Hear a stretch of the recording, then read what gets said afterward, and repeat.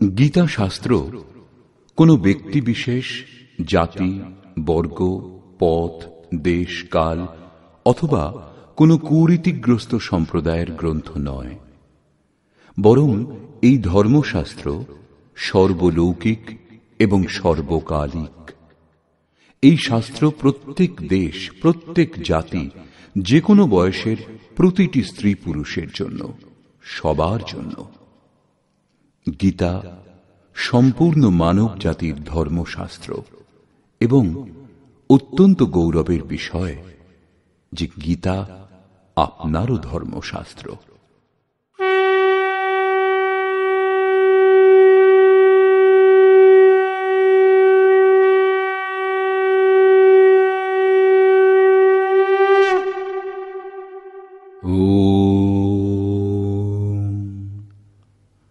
শ্রী পরমাত্মনে নমঃ।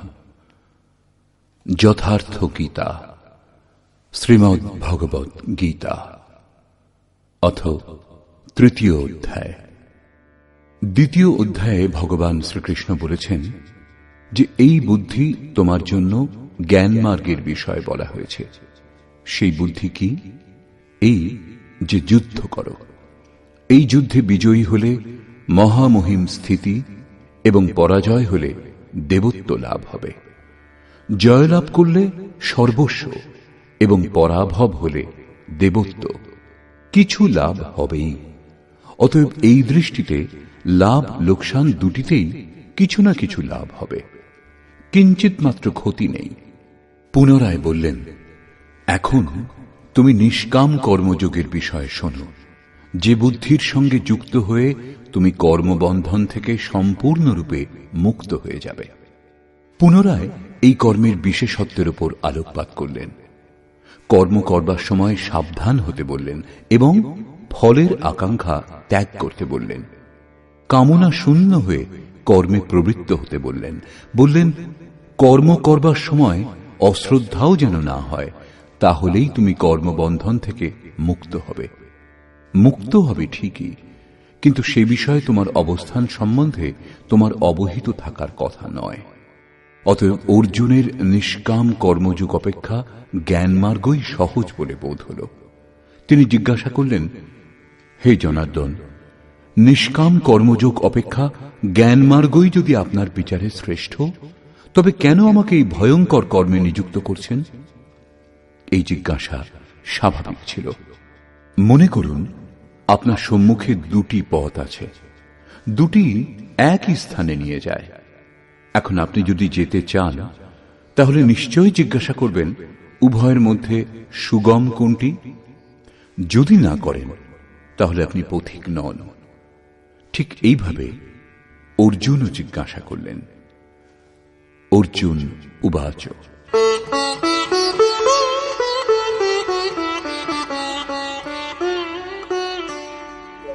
जायसी चेत कर्मणस्ते मता बुद्धिर्जनार्दन तत्किं कर्मणि घोरे मां नियोजयसि केशव। জনগণের প্রতি দয়ালু জনার্দন, যদি নিষ্কাম কর্মযোগ অপেক্ষা জ্ঞানযোগ শ্রেষ্ঠ বলে আপনার অভিমত, তাহলে হে কেশব, আমাকে ভয়ঙ্কর কর্মযোগে কেন নিযুক্ত করছেন? নিষ্কাম কর্মযোগ অর্জুনের ভয়ঙ্কর বলে মনে হল, কারণ এতে কর্মেই তোমার অধিকার আছে, ফলে নয়। কর্ম করবার সময় অশ্রদ্ধাও যেন না হয় এবং নিরন্তর সমর্পণের মধ্যে দিয়ে যোগে দৃষ্টি নিবদ্ধ করে কর্মে প্রবৃত্ত হও। জ্ঞান মার্গে পরাজয় হলে দেবত্ব, জয়লাভ করলে মহামহিম স্থিতি লাভ হবে। লাভ লোকসান স্বয়ং নির্ণয় করে এগিয়ে যেতে হবে। অর্জুনের নিষ্কাম কর্মযোগ অপেক্ষা জ্ঞানযোগ সহজ বলে বোধ হল। সেজন্য তিনি নিবেদন করলেন,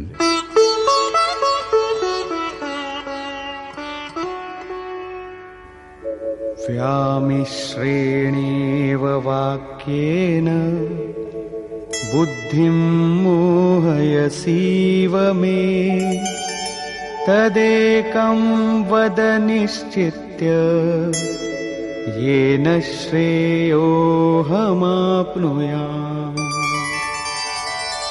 আপনি এই মিশ্রিত বাক্যের দ্বারা আমার বুদ্ধি যেন মুগ্ধ করছেন। আপনি আমার বুদ্ধির মোহ দূর করবার জন্য প্রবৃত্ত হয়েছেন। অতএব উভয়ের একটি আমাকে নিশ্চয় করে বলুন, যার দ্বারা আমি শ্রেয়, পরম কল্যাণ, মোক্ষ লাভ করতে পারি। এই প্রসঙ্গে শ্রীকৃষ্ণ বললেন, শ্রী ভগবান উবাচ,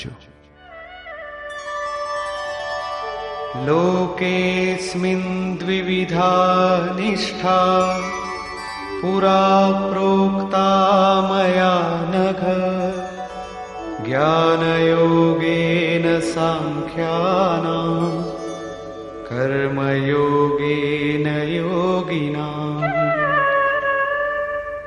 হে নিষ্পাপ অর্জুন, এই লোকে সত্যানুসন্ধানের দুটি ধারার কথা পূর্বে আমার দ্বারা বলা হয়েছে।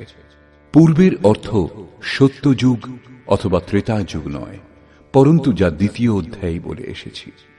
জ্ঞানীগণের জন্য জ্ঞান মার্গ এবং যোগীগণের জন্য নিষ্কাম কর্মযোগ বলা হয়েছে।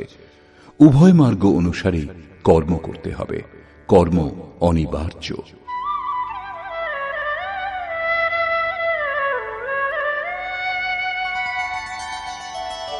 ন কর্মণামনারম্ভাৎ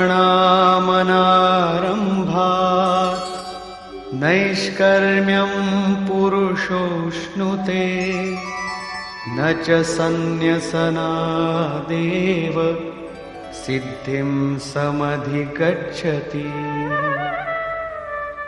অর্জুন, কর্ম আরম্ভ না করে কেউ নৈষ্কর্ম লাভ করতে পারে না, এবং যে ক্রিয়া আরম্ভ করা হয়েছে তা পরিত্যাগ করলেই ভগবৎ প্রাপ্তিরূপ পরম সিদ্ধি লাভ হয় না। এখন তোমার জ্ঞান মার্গ ভালো লাগে অথবা নিষ্কাম কর্মমার্গ, উভয় মার্গেই কর্ম করতে হবে। প্রায় এই ক্ষেত্রে ভগবৎ পথে লোকে সহজ পথ এবং সুরক্ষা খুঁজতে আরম্ভ করে। কর্মানুষ্ঠান না করেই নিষ্কর্মী হওয়া যায়, যেন এই ধরনের ভুল না হয়। সেই জন্য শ্রীকৃষ্ণ জোর দিলেন যে কর্ম আরম্ভ না করে কেউ নৈষ্কর্ম লাভ করতে পারে না।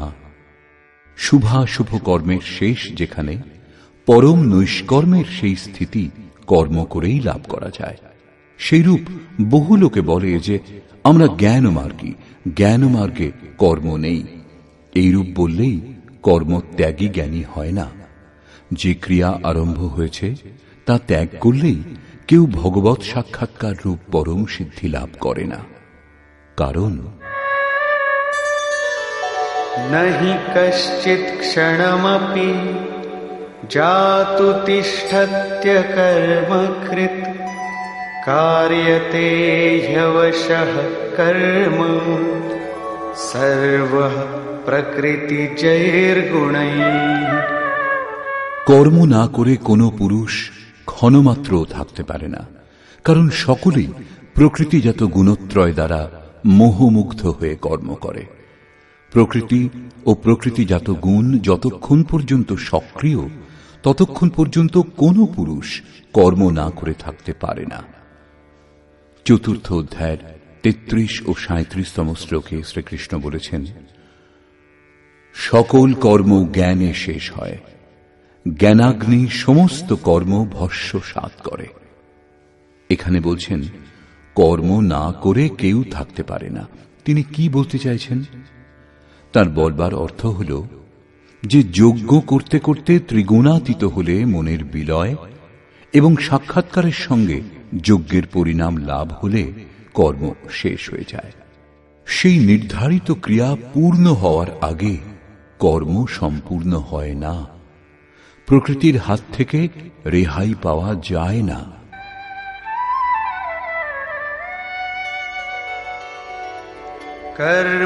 कर्मेन्द्रियाणि संयम्य य आस्ते मनसा स्मरन् इन्द्रियार्थान् विमूढात्मा मिथ्याचार स उच्यते। তা সত্ত্বেও কিছু মূঢ় ব্যক্তি কর্মেন্দ্রিয়গুলি বলপূর্বক রুদ্ধ করে মনে মনে ইন্দ্রিয়ের ভোগসমূহ স্মরণ করে তাদের মিথ্যাচারী, দাম্ভিক বলে, জ্ঞানী বলে না। একথা প্রমাণিত যে কৃষ্ণকালেও এই ধরনের সংস্কার ছিল। লোকে যা করণীয় তা ত্যাগ করে ইন্দ্রিয়গুলি বলপূর্বক রুদ্ধ করে বলে বেড়াত যে আমি জ্ঞানী, আমি পূর্ণ। কিন্তু শ্রীকৃষ্ণ বলছেন যে তারা সকলেই ধূর্ত। জ্ঞান মার্গ ভালো লাগুক অথবা নিষ্কাম কর্মযোগ, উভয় মার্গেই কর্ম করতে হবে।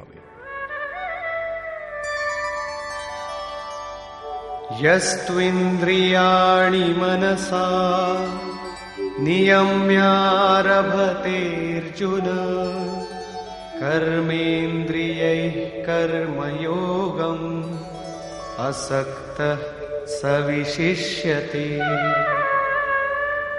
অর্জুন, যিনি মন থেকে ইন্দ্রিয় সমূহ সংযত করেন, যখন মনেও বাসনার স্ফুরণ হয় না, সর্বদা অনাসক্ত হয়ে কর্মেন্দ্রিয় দ্বারা কর্মযোগের আচরণ করেন, তিনি শ্রেষ্ঠ। একথা বোঝা গেল যে কর্মের আচরণ করতে হবে, কিন্তু প্রশ্ন যে কোন কর্ম করব। ভগবান শ্রীকৃষ্ণ বলছেন,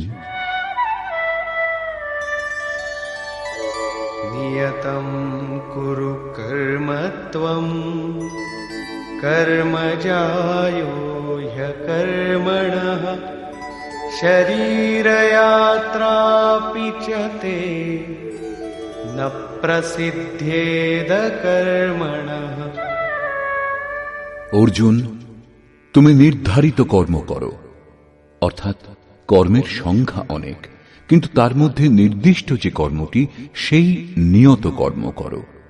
কর্ম না করা অপেক্ষা কর্ম করাই শ্রেয়, কারণ কর্ম করে অল্প দূরত্বও অতিক্রম করে থাকলে, যেমন পূর্বে বলেছেন, জন্ম মৃত্যুর মহাভয় থেকে উদ্ধার করে, সেই জন্য শ্রেয়।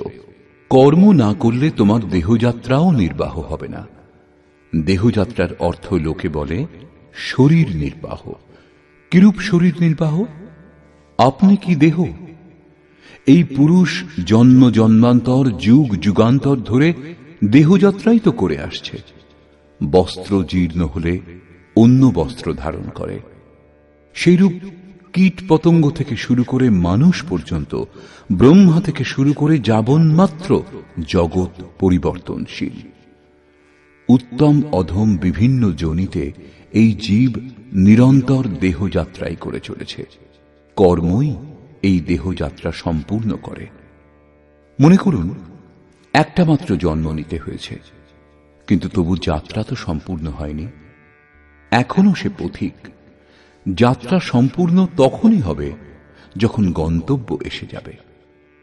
পরমাত্মাতে স্থিতি লাভ করবার পর আত্মা শরীরে অনুপ্রবেশ করলে আর যাত্রা করতে হয় না। অর্থাৎ শরীর ত্যাগ, শরীর ধারণ এই পর্যায়ে শেষ হয়। অতএব কর্ম পূর্ণতা প্রদান করে। এই পুরুষকে কর্ম সম্পূর্ণ হওয়ার পর আর দেহের যাত্রা করতে হয় না। মোক্ষ সে শুভাত। অর্জুন, এই কর্ম করে তুমি সংসার বন্ধন স্বরূপ অশুভ থেকে মুক্ত হয়ে যাবে। কর্ম সংসার বন্ধন থেকে মুক্ত করে দেয়। এখন প্রশ্ন, সেই নির্ধারিত কর্ম কি? শ্রী ভগবান বলছেন, যজ্ঞার্থাৎ কর্মণোন্যত্র লোকোऽয়ং কর্মবন্ধনঃ তদর্থং কর্ম কৌন্তেয় মুক্তসঙ্গ সমাচর। অর্জুন, যজ্ঞের অনুষ্ঠানই কর্ম। যে ক্রিয়া দ্বারা যজ্ঞ পূর্ণ হয় সেই ক্রিয়া কর্ম। প্রমাণিত হল যে কর্ম একটি নির্ধারিত প্রক্রিয়া। এছাড়া অন্য কর্ম কি কর্ম নয়? শ্রীকৃষ্ণ বললেন, না, সেসব কর্ম নয়। অন্যত্র লোকোয়ম কর্মবন্ধনা। এই যজ্ঞের অনুষ্ঠান ছাড়া জগতে যা কিছু করা, যাতে সারা জগৎ রাত দিন ব্যস্ত, সে সমস্ত এই লোকেরই বন্ধন, কর্ম নয়। কর্ম মোক্ষ শুভাত, অশুভ অর্থাৎ সংসার বন্ধন থেকে মুক্তি প্রদান করে। একমাত্র কর্ম হল যজ্ঞের প্রক্রিয়া। অতএব অর্জুন, সেই যজ্ঞ সম্পূর্ণ করার জন্য সঙ্গদোষ থেকে পৃথক অবস্থান করে উত্তম রূপে কর্মের আচরণ করো। সঙ্গদোষ থেকে পৃথক না হলে এই কর্ম সম্পূর্ণ হয় না। এখন স্পষ্ট হল যে যজ্ঞের অনুষ্ঠানকেই কর্ম বলে, কিন্তু এখানে পুনরায় এক নূতন প্রশ্নের উদয় হল যে সেই যজ্ঞ কি যার অনুষ্ঠান করা হবে। সেই জন্য প্রথমে যজ্ঞ কি তা না বলে শ্রীকৃষ্ণ বললেন যে যজ্ঞের উৎপত্তি হল কোত্থেকে, যজ্ঞ থেকে আমরা কি ফল লাভ করি তার বিশেষত্ব বললেন, এবং চতুর্থ অধ্যায়ে স্পষ্ট করেছেন যে যজ্ঞ কি যার অনুষ্ঠান করলে কর্মের আরম্ভ হবে। যোগেশ্বর শ্রীকৃষ্ণের বাণীর নিপুণতাতে এটা স্পষ্ট হয় যে যে বিষয়ের বর্ণনা করবেন প্রথমে তিনি তার বিশেষত্বের বর্ণনা করলেন যাতে শ্রদ্ধা জাগে। তারপর তিনি তাতে যে সতর্কতা অবলম্বন করতে হয় তার উপর আলোকপাত করলেন এবং অবশেষে মুখ্য সিদ্ধান্ত প্রতিপাদন করলেন। এখানে স্মরণ রাখা আবশ্যক, শ্রীকৃষ্ণ কর্মের অন্যান্য অঙ্গের উপর আলোকপাত করেছেন যে কর্ম হল নির্ধারিত ক্রিয়া, নির্ধারিত ক্রিয়া ব্যতীত অন্য কর্ম কর্ম নয়। দ্বিতীয় অধ্যায়ে প্রথমবার কর্মের নাম উল্লেখ করেছেন, তার বিশেষত্বের উপর জোর দিলেন, তাতে যে সতর্কতা অবলম্বন করা হয় তার উপর আলোকপাত করলেন, কিন্তু কর্ম কি বললেন না। এখানে বর্তমান অধ্যায়ে বললেন যে কেউ কর্ম না করে থাকতে পারে না। প্রকৃতির প্রভাবে মানুষ কর্ম করে। এছাড়া যারা ইন্দ্রিয়গুলিকে বলপূর্বক অবরুদ্ধ করে মন থেকে বিষয় চিন্তা করে তারা অহংকারী। সেই জন্য অর্জুন, মনের দ্বারা ইন্দ্রিয় সমূহ সংযত করে তুমি কর্ম করো, কিন্তু কোন কর্ম করা হবে সে প্রশ্নটি যেমন তেমনি রইল। যোগেশ্বর শ্রীকৃষ্ণ বললেন, অর্জুন তুমি নির্ধারিত কর্ম করো। এখন প্রশ্ন, সেই নির্ধারিত কর্ম কি যার অনুষ্ঠান করতে বলেছেন? তিনি বলছেন যজ্ঞের অনুষ্ঠান করাই কর্ম। এখন প্রশ্ন ওঠে যে যজ্ঞ কি? এখানে যজ্ঞের উৎপত্তি এবং বিশেষত্ব পর্যন্ত বলবেন। চতুর্থ অধ্যায়ে যজ্ঞের সম্বন্ধে সুস্পষ্ট ধারণা হবে যার অনুষ্ঠানই কর্ম। গীতা শাস্ত্র বোঝার চাবিকাঠি হল কর্মের এই পরিভাষা। যজ্ঞ ছাড়া সবকিছু করে সংসারী লোকেরা। কেউ চাষ করে, কেউ ব্যবসা, কেউ উচ্চ পদে প্রতিষ্ঠিত, কেউ সেবক, কেউ বা নিজেকে বুদ্ধিজীবী বলে, কেউ বলে শ্রমিক, কেউ সমাজ সেবাকে, কেউ দেশ সেবাকে কর্ম বলে মনে করে। এই কর্মগুলির মধ্যে কিছু কর্মকে সকাম এবং কিছু কর্মকে নিষ্কাম কর্ম বলে লোকের ভূমিকাও তৈরি করে নিয়েছে, কিন্তু শ্রীকৃষ্ণের অনুসারে সেসব কর্ম নয়। অন্যত্র লোকোয়ম কর্ম বন্ধনা। যজ্ঞের অনুষ্ঠান ছাড়া যা কিছু করা হয় সেসব কর্ম এই লোকেরই বন্ধন, মোক্ষ প্রদানকারী কর্ম নয়। বস্তুত যজ্ঞের অনুষ্ঠান কর্ম। এখন যজ্ঞ কি তা না বলে ভগবান শ্রীকৃষ্ণ বলছেন যজ্ঞ এলো কোথা থেকে।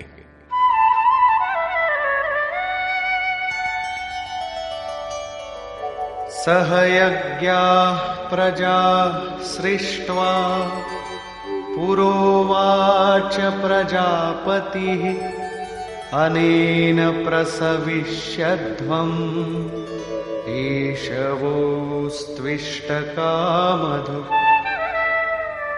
প্রজাপতি ব্রহ্মা কল্পারম্ভে যজ্ঞের সঙ্গে প্রজা সৃষ্টি করে বলেছিলেন, এই যজ্ঞ দ্বারা তোমরা বৃদ্ধিপ্রাপ্ত হও। এই যজ্ঞ তোমাদের ইষ্টকামধুক, যাতে অনিষ্ট না হয়, অবিনাশী ইষ্ট সম্বন্ধীয় কামনা পূর্ণ করুক। যজ্ঞর সঙ্গে প্রজাদেরকে সৃষ্টি করেছিলেন প্রজাপতি ব্রহ্মা। ব্রহ্মাকে তিনি কি চতুর্মুখ এবং অষ্টচক্ষু বিশিষ্ট কোন দেবতা যেমন প্রচলিত আছে? শ্রীকৃষ্ণের অনুসারে দেবতা নামের কোনো আলাদা সত্তা নেই। তাহলে প্রজাপতি কে? বস্তুত যিনি প্রজার মূল উদ্গম, পরমাত্মাতে স্থিতি লাভ করেছেন, সেই মহাপুরুষই প্রজাপতি। বুদ্ধি ব্রহ্মা, অহংকার শিব, বুদ্ধি অজ, মনসী চিত্ত মহান। সেই সময় বুদ্ধি যন্ত্র মাত্র হয়। এইরূপ মহাপুরুষের মাধ্যমে পরমাত্মাই কথা বলেন। ভজনের বাস্তবিক ক্রিয়া আরম্ভ হলে বুদ্ধির ক্রমবিকাশ হয়। শুরুতে সেই বুদ্ধি ব্রহ্মবিদ্যার সঙ্গে সংযুক্ত হওয়ার জন্য তাকে ব্রহ্মবিদ বলা হয়। ক্রমশ সমস্ত বিকার শান্ত হলে, ব্রহ্মবিদ্যাতে শ্রেষ্ঠতা লাভ করলে তাকে ব্রহ্মবিদ্যর বলা হয়। ধীরে ধীরে বিকাশ আরো সূক্ষ্ম হলে, বুদ্ধির আরো বিকাশ হয়, তখন তাকে ব্রহ্মবিদ্যরিয়ান বলে। সেই অবস্থা লাভ হলে ব্রহ্মবিদ্যেতা পুরুষ অন্য কেউ উত্থান মার্গে নিয়ে যাওয়ার যোগ্যতা অর্জন করেন। বুদ্ধির পরাকাষ্ঠা হল ব্রহ্মবিদ্যরিষ্ট, অর্থাৎ ব্রহ্মবিতের সেই অবস্থা যাতে ইষ্ট ওতপ্রোত। এইরূপ স্থিতি লাভ করেছেন যিনি, তিনি প্রজার মূল উদ্গম পরমাত্মায় স্থিত থাকেন। এরূপ মহাপুরুষের বুদ্ধি যন্ত্রমাত্র, তাঁদেরই প্রজাপতি বলা হয়। তাঁরা প্রকৃতির দ্বন্দ্বের বিশ্লেষণ করে আরাধনা ক্রিয়ার রচনা করেন। যজ্ঞের অনুরূপ সংস্কার প্রদান করাই প্রজা সৃষ্টি।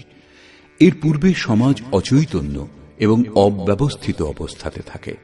যজ্ঞের অনুরূপ এদের গড়ে তোলাই হল সৃষ্টি, অর্থাৎ সুসজ্জিত করা। এইরূপ মহাপুরুষ সৃষ্টির আরম্ভে যজ্ঞের সঙ্গে প্রজার সৃষ্টি করেছেন। কল্প রোগমুক্ত করে, বৈদ্য কল্প প্রদান করেন, আবার কেউ কায়া কল্প করে। এটা অবশ্য শরীরের ক্ষণিক কল্প। যথার্থ কল্প তখনই হয় যখন ভবরোগ থেকে মুক্তি লাভ হয়। আরাধনার আরম্ভ এই কল্পের প্রারম্ভিক অবস্থা। আরাধনা সম্পূর্ণ হলেই কল্প সম্পূর্ণ হবে। সেইরূপ পরমাত্ম স্বরূপে স্থিত মহাপুরুষগণ ভজনের আরম্ভে যজ্ঞের সঙ্গে সংস্কার সুসংগঠিত করে বললেন, এই যজ্ঞ দ্বারা তোমরা সমৃদ্ধ হও। কিরূপ সমৃদ্ধি? সেই সমৃদ্ধি কি কাঁচা ঘরবাড়ি পাকা করা, বেশি উপার্জন করা? বলছেন না, যজ্ঞ ইষ্ট কামধুক, ইষ্ট সম্বন্ধীয় কামনা পূর্ণ করবে। ইষ্ট একমাত্র পরমাত্মা, সেই পরমাত্মা সম্বন্ধীয় কামনা পূর্ণ করে এই যজ্ঞ। এখানে এ প্রশ্ন স্বাভাবিক যে যজ্ঞ সরাসরি পরমাত্মার প্রাপ্তি করাবে নাকি ক্রমে ক্রমে চলার পর?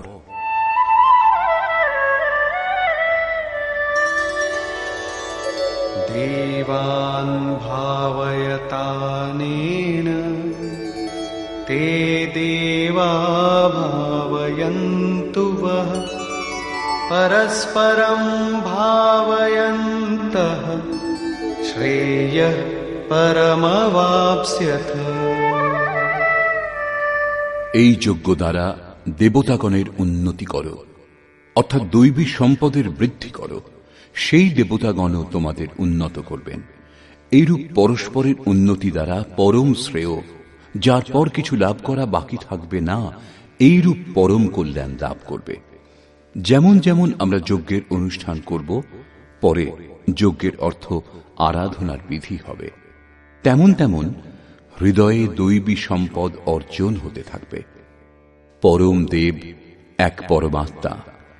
সেই পরম দেবের স্থিতি লাভ করতে সাহায্য করে যে সম্পদ, অন্তঃকরণে যে সজাতীয় প্রবৃত্তি বিদ্যমান, সেই সজাতীয় প্রবৃত্তি সমূহই দৈবী সম্পদ। কারণ এদের সাহায্যেই পরম দেবের প্রাপ্তি হয়, সেজন্য দৈবী সম্পদ বলা হয়। বাহ্য জগতের দেবতা পাথর জল নয়, যেমন লোকে কল্পনা করে। যোগেশ্বর শ্রীকৃষ্ণের বাণীতে তাদের অস্তিত্ব নেই। তিনি আরো বলছেন,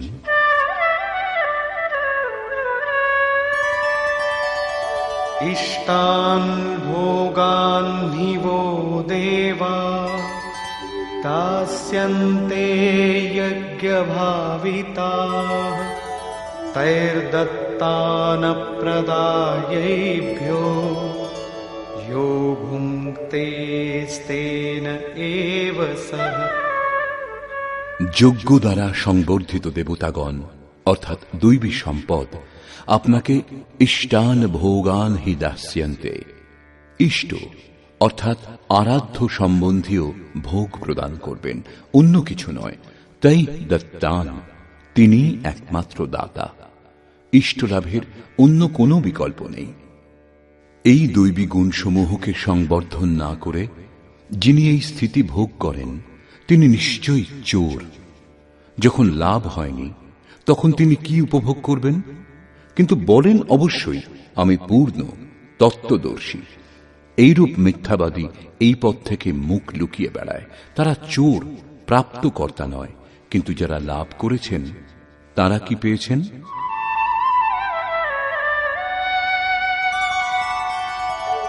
यज्ञशिष्टाशिनः सन्तो मुच्यन्ते सर्वकिल्बिषैः भुञ्जते ते त्वघं पापा ये पचन्त्यात्मकारणात्। যে সাধু পুরুষগণ যজ্ঞাবশেষ অন্ন গ্রহণ করেন তারা সকল পাপ থেকে মুক্ত হন। দৈবী সম্পদের বৃদ্ধি করতে করতে পরিণামে প্রাপ্তিকালই পূর্তিকাল। যজ্ঞ সম্পূর্ণ হয় যখন, তখন অবশিষ্ট যিনি থাকেন তিনি হলেন ব্রহ্ম। সেই ব্রহ্মই আবার অন্ন। একেই শ্রীকৃষ্ণ অন্যভাবে বললেন, যজ্ঞ শিষ্টামৃত ভুজৌ ইয়ান্তি ব্রহ্ম সনাতনম। যজ্ঞ যার সৃষ্টি করে সেই অসন যিনি গ্রহণ করেন তিনি ব্রহ্মে লীন হন। এখানে তিনি বলছেন যজ্ঞাবশেষ অসন ব্রহ্ম পীযূষ যিনি পান করেন তিনি সকল পাপ থেকে মুক্ত হন। সাধু ব্যক্তি মুক্ত হন, কিন্তু পাপী যারা তারা মোহজাত দেহের পোষণের জন্যই অন্ন পাক করে, পাপান্ন গ্রহণ করে। তারা ভজন করে, আরাধনা বুঝে অগ্রসরও হয়, কিন্তু পরিবর্তে কিছু কামনা করে। আত্মকারণাৎ দেহের এবং এই দেহের সম্বন্ধীয়দের কিছু লাভ হোক। তারা নিশ্চয়ই লাভ করবে, কিন্তু তা ভোগ করবার পর নিজেকে তারা সেখানেই দেখতে পাবে যেখান থেকে ভজন আরম্ভ করেছিল। এর থেকে বেশি ক্ষতি কি হতে পারে? যখন এই দেহটাই নশ্বর তখন এর সুখ ভোগ কতদিন? তারা আরাধনা করে কিন্তু পরিবর্তে পাপ গ্রহণ করে। পলটি সুধাতে সঠ বিশলেহি, তা নষ্ট হবে না ঠিক, কিন্তু এগিয়েও যাবে না। সেজন্য শ্রীকৃষ্ণ নিষ্কাম হয়ে কর্ম অর্থাৎ ভজন করবার উপর জোর দিলেন। এখন পর্যন্ত শ্রীকৃষ্ণ বলেছেন যে যজ্ঞ পরম শ্রেয় প্রদান করে এবং মহাপুরুষই তার রচনা করেন। কিন্তু মহাপুরুষ প্রজা রচনার জন্য কেন প্রবৃত্ত হন এ সম্বন্ধে বলছেন,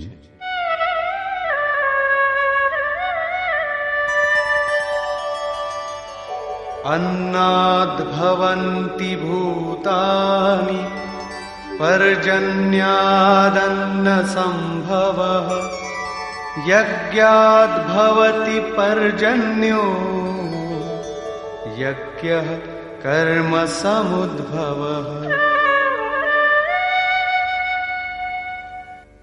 कर्म ब्रह्मोद्भवं विद्धि ब्रह्माक्षरसमुद्भवम् तस्मात् सर्वगतं ब्रह्म नित्यं यज्ञे प्रतिष्ठितम्। অন্ন থেকে সমস্ত প্রাণী উৎপন্ন হয়। অন্নং ব্রহ্মেতি ব্যজানাৎ, পরমাত্মাই অন্ন। সেই ব্রহ্ম পীযূষকেই উদ্দেশ্য করে প্রাণীগণ যজ্ঞের দিকে অগ্রসর হয়। বৃষ্টি থেকে অন্নের উৎপত্তি হয়। মেঘ থেকে যে বৃষ্টি হয় তা নয়, পরন্তু কৃপা বৃষ্টি। পূর্ব সঞ্চিত যজ্ঞ কর্মই এই জন্মে যেখানে সাধনাতে ব্যবধান উৎপন্ন হয়েছিল সেখানেই ইষ্ট কৃপারূপে বর্ষিত হয়। আজকের আরাধনা কাল কৃপারূপে লাভ হবে, সেই জন্য যজ্ঞ দ্বারা বৃষ্টি হয়। স্বাহা উচ্চারণ এবং তিল জবের আহুতি মাত্র দিলেই যদি বর্ষা হতো, তাহলে বিশ্বের অধিকাংশ মরুভূমি অনুর্বর কেন রয়েছে? উর্বর হয়ে থাকত। এখানে যজ্ঞের পরিণাম কৃপা বৃষ্টি।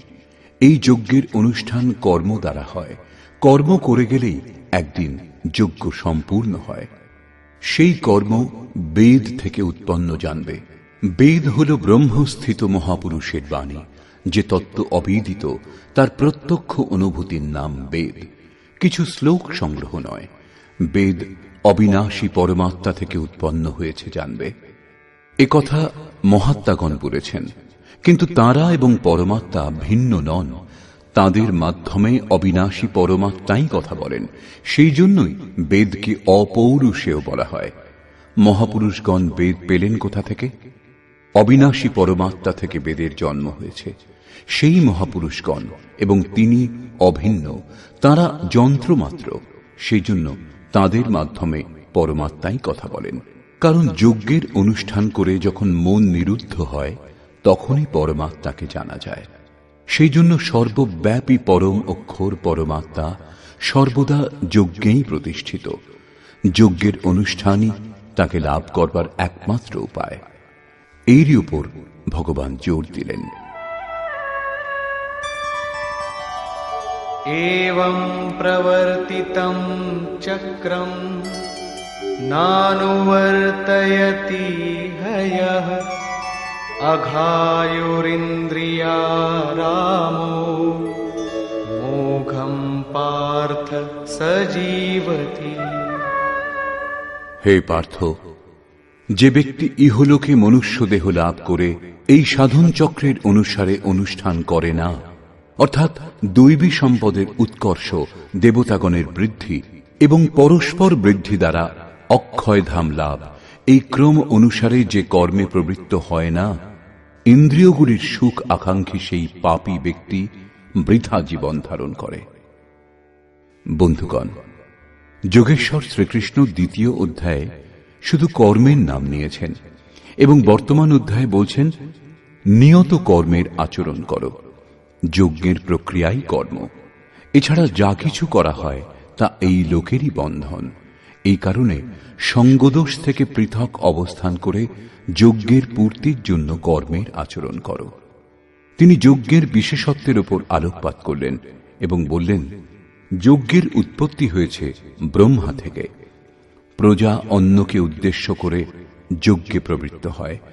যজ্ঞ কর্ম থেকে, এবং কর্ম অপৌরুষেয় বেদ থেকে উৎপন্ন হয়েছে। বেদ মন্ত্রগুলির দ্রষ্টা মহাপুরুষগণ ছিলেন। তাদের পুরুষকার বিলীন হয়ে গিয়েছিল। প্রাপ্তির পর শেষে অবিনাশী পরমাত্মাই শুধু থাকেন। সেই জন্য বেদ পরমাত্মা থেকে উৎপন্ন। সর্বব্যাপী পরমাত্মা সর্বদা যজ্ঞে প্রতিষ্ঠিত। এই সাধন চক্র অনুসারে যে আচরণ করে না, সেই পাপী ব্যক্তি ইন্দ্রিয় সমূহের সুখ আকাঙ্ক্ষী ব্যর্থই জীবন ধারণ করে।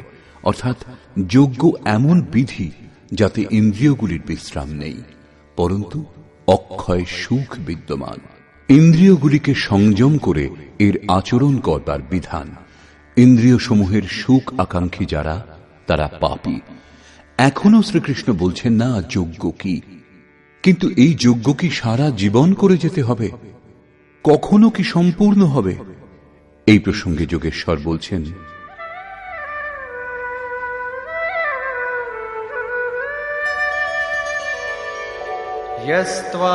यस्त्वात्मरतिरेव स्यात् आत्मतृप्तश्च मानवः आत्मन्येव च सन्तुष्टः तस्य कार्यं न विद्यते। কিন্তু যে ব্যক্তি আত্মাতেই প্রীত, আত্মাতেই তৃপ্ত এবং আত্মাতেই সন্তুষ্ট, তার জন্য কোনো কর্তব্য বাকি থাকে না। এই হল লক্ষ্য। যখন অব্যক্ত, সনাতন, অবিনাশী আত্মতত্ত্ব লাভ হয়ে যায়, তখন আর কার অনুসন্ধান করা হবে? এরূপ পুরুষের কর্মের, আরাধনার প্রয়োজন হয় না। আত্মা ও পরমাত্মা একে অন্যের পর্যায়ভুক্ত। পুনরায় এর বর্ণনা করলেন, নৈব তস্য কৃতেনার্থো না কৃতেনেহ কশ্চন ন চাস্য সর্বভূতেষু কশ্চিদর্থব্যপাশ্রয়ঃ। এই সংসারে সেই পুরুষের কর্ম করেও কোনো লাভ নেই এবং কর্ম না করলেও কোনো লোকসান নেই। কিন্তু আত্মতত্ত্ব লাভ হওয়ার পূর্বে এর প্রয়োজন ছিল। তার সমগ্র প্রাণী জগতের সঙ্গে কোনো স্বার্থ সম্বন্ধ থাকে না। আত্মাই শাশ্বত, সনাতন, অব্যক্ত, অপরিবর্তনশীল। ও অক্ষয়। যখন আত্মা লাভ হয়ে গেছে এবং তাতেই সন্তুষ্ট, তাতেই তৃপ্ত, তাতেই ওতপ্রোত এবং স্থিত আছেন, যখন এর থেকে শ্রেষ্ঠ কোনো সত্তা নেই, তখন কার খোঁজ করা হবে, কি লাভ হবে? সেই পুরুষের কর্ম ত্যাগ করলেও কোনো ক্ষতি নেই, কারণ বিকারের চিহ্ন যে চিত্তে পড়ে সেই চিত্তই বিলুপ্ত হয়ে গেছে। তার সকল ভূতে, বাহ্য জগতে এবং আন্তরিক সংকল্পের স্তরে কোনো উদ্দেশ্য থাকে না। সব থেকে বড় উদ্দেশ্য ছিল পরমাত্মাকে লাভ করা। যখন তাকে লাভ করেছেন, তখন অন্য কারুকে তার কি প্রয়োজন? তস্মাদসক্তঃ সততং কার্যং কর্ম সমাচর আসক্তো হ্যাচরন কর্ম পরমাপ্নোতি পুরুষঃ। সেই স্থিতি লাভ করবার জন্য তুমি অনাসক্ত হয়ে নিরন্তর কার্যম কর্ম, করণীয় যে কর্ম, উত্তম রূপে সেই কর্মের অনুষ্ঠান করো। কারণ অনাসক্ত পুরুষ কর্মের অনুষ্ঠান করে পরমাত্মাকে লাভ করেন। নিয়ত কর্ম, কার্যম কর্ম এক। কর্মের প্রেরণা দিয়ে তিনি বললেন, কর্মণৈব হি সংসিদ্ধিম আস্থিতা জনকাদয়ঃ লোকসংগ্রহমেবাপি সম্পশ্যন কর্তুমর্হসি। জনকের তাৎপর্য রাজা জনক নয়। জনক জন্মদাতাকে বলে। যোগী জনক আপনার স্বরূপকে জন্ম দেয়, প্রকট করে। যোগ সংযুক্ত প্রত্যেক মহাপুরুষ জনক। এরূপ যোগ সংযুক্ত বহু ঋষি জনকাদয়, জনক ইত্যাদি জ্ঞানী মহাপুরুষও কর্মণা এব হি সংসিদ্ধিম, কর্ম করেই পরম সিদ্ধি লাভ করেছেন। পরম সিদ্ধির অর্থ হল পরম তত্ত্ব পরমাত্মাকে লাভ করা। প্রাচীনকালে জনক ইত্যাদি যত মহর্ষি হয়েছেন, এই কার্যম কর্মের দ্বারা, যা যজ্ঞের প্রক্রিয়া, এই কর্ম করেই সমসিদ্ধিম, পরম সিদ্ধি লাভ করেছেন। কিন্তু লাভ করবার পর তাঁরাও লোক সংগ্রহের জন্য কর্ম করেন, লোককল্যাণের জন্য কর্ম করেন। অতএব তুমি প্রাপ্তির পর লোকনায়ক হওয়ার জন্য কর্ম করবার উপযুক্ত। কেন? এখন শ্রীকৃষ্ণ বলছেন যে লাভ করবার পর মহাপুরুষের কর্ম করলে কোনো লাভ হয় না, এবং কর্ম না করলেও তার কোনো লোকসান হয় না। কিন্তু লোক সংগ্রহ, লোকহিতের জন্য তারা উত্তম রূপে কর্মের অনুষ্ঠান করেন।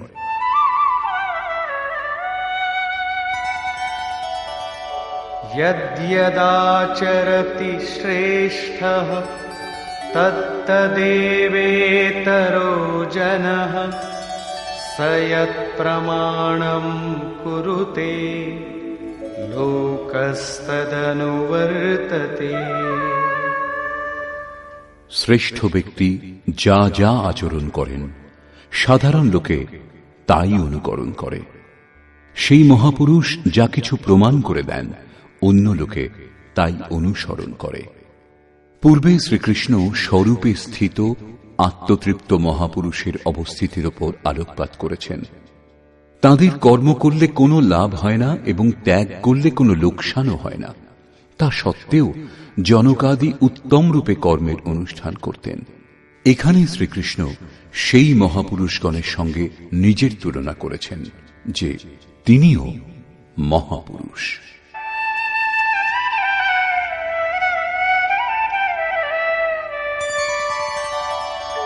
ন মে পার্থাস্তি কর্তব্যম ত্রিষু লোকেষু কিঞ্চন নানবাপ্তমবাপ্তব্যম বর্ত এব চ কর্মণি। হে পার্থ, তিন লোকে আমার কোনো কর্তব্য কর্ম নেই। পূর্বে বলেছেন সেই মহাপুরুষের সর্বভূতের প্রতি কোনো কর্তব্য নেই, এখানে বলছেন, 3 লোকে আমার কোনো কর্তব্য বাকি নেই এবং লাভের যোগ্য বস্তু কিঞ্চিত মাত্র লাভ করতে বাকি নেই।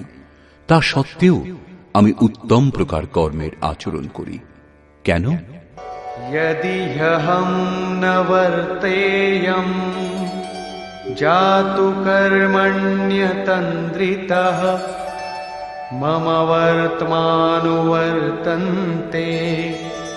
मनुष्याः पार्थ सर्वशः। কারণ যদি আমি সাবধান হয়ে কর্ম না করি, তাহলে মনুষ্যগণ আমার অবলম্বিত পথেরই অনুগামী হবে। তাহলে আপনার অনুকরণ কি খারাপ? শ্রীকৃষ্ণ বললেন, হ্যাঁ। উৎসীদেয়ুরিমে লোকা ন কুর্যাং কর্ম চেদহং সংকরস্য চ কর্তা স্যাম উপহন্যামি মাঃ প্রজাঃ।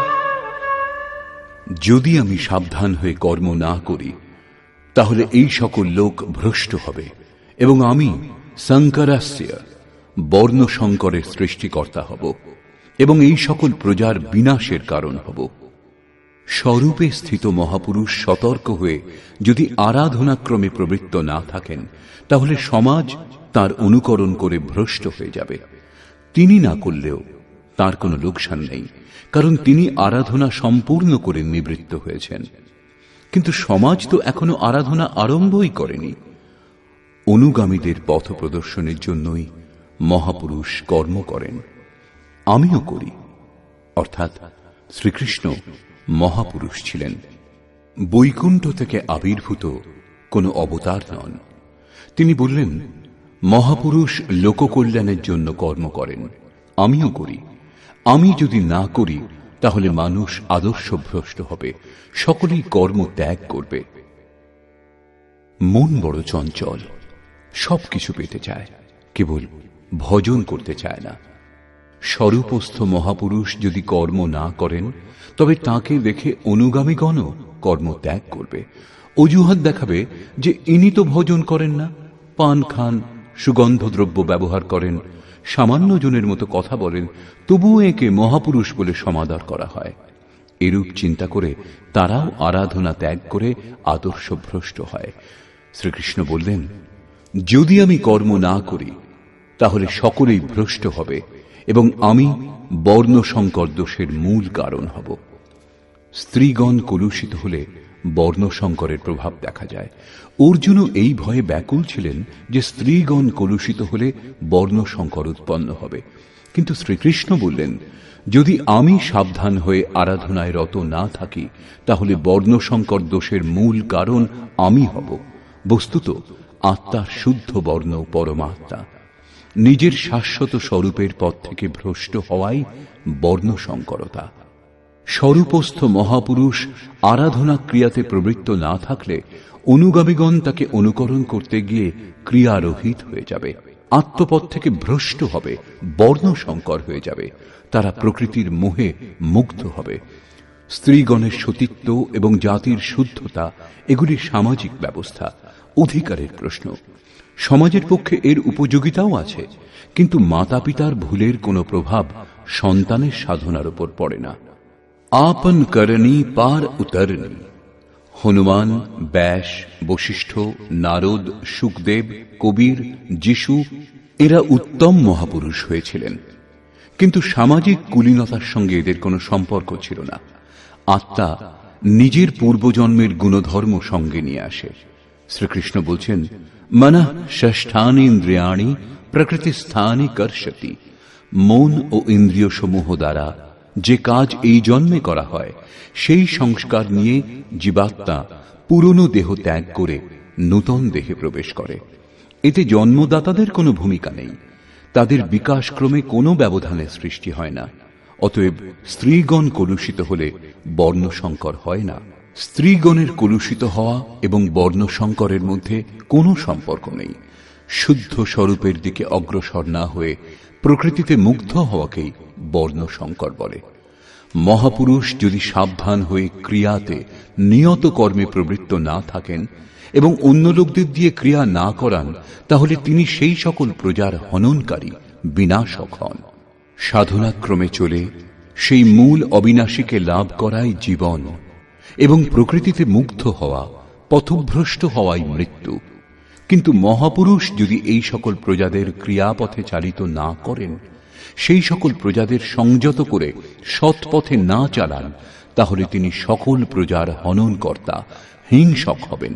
এবং যিনি স্বয়ং চলে অন্যকেও সেই পথে চালান, তিনি শুদ্ধ অহিংসক। গীতা শাস্ত্র অনুসারে দেহের মৃত্যু নশ্বর কলেবরের মৃত্যু, পরিবর্তন মাত্র, হিংসা নয়।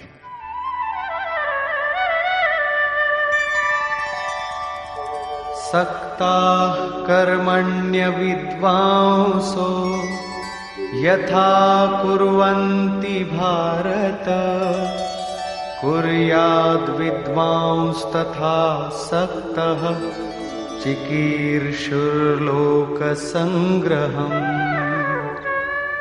হে ভারত, অজ্ঞানীগণ আসক্ত হয়ে যেরূপ কর্ম করেন, পূর্ণ জ্ঞাতা বিদ্বান অনাসক্ত হয়ে লোকহৃদয়ে প্রেরণা এবং কল্যাণ সংগ্রহের জন্য সেই রূপ কর্ম করেন। যজ্ঞের বিধি জেনেও করেও আমরা অজ্ঞানী।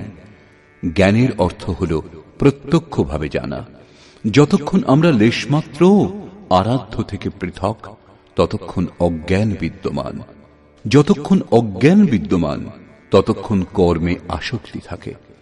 অজ্ঞানী যতটা আসক্ত হয়ে আরাধনা করেন, ততটাই অনাসক্ত। যার কর্ম করবার প্রয়োজন নেই, তার আসক্তি কেন হবে? এরূপ পূর্ণ জ্ঞাতা মহাপুরুষও লোকহিতের জন্য কর্ম করেন, দৈবী সম্পদের উৎকর্ষ করেন, যাতে সমাজ সেই পথে চলতে পারে।